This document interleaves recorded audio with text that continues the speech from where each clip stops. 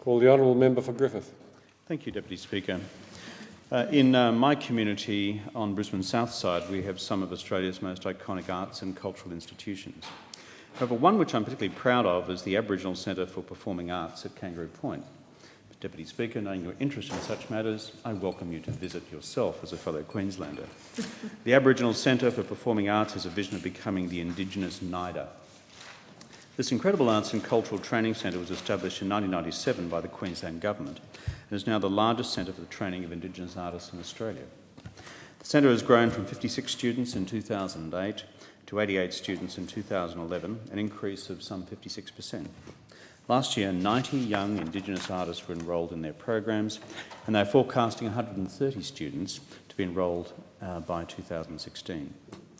This terrific organisation provides training and employment pathways through nationally accredited educational courses in the performing arts, including dance, music, acting and song. I recently visited the students, the teachers and the staff of the Aboriginal Centre for Performing Arts, ACPA, to see firsthand how these programs are making a difference in the lives of young Indigenous students. These eager young kids have come from right across Queensland and New South Wales.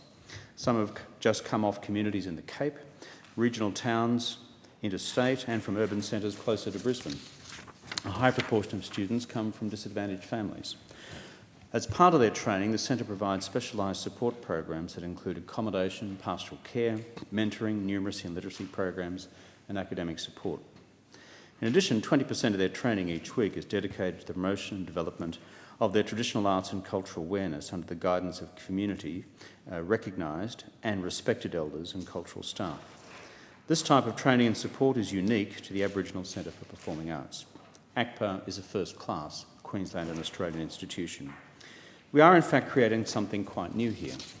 I believe that part of the future of the Australian identity will increasingly not be just the great traditions we've inherited from our Anglo-Saxon past, the notion of the independence of laws, the Westminster system, parliamentary elections, but also at a much broader cultural level as well.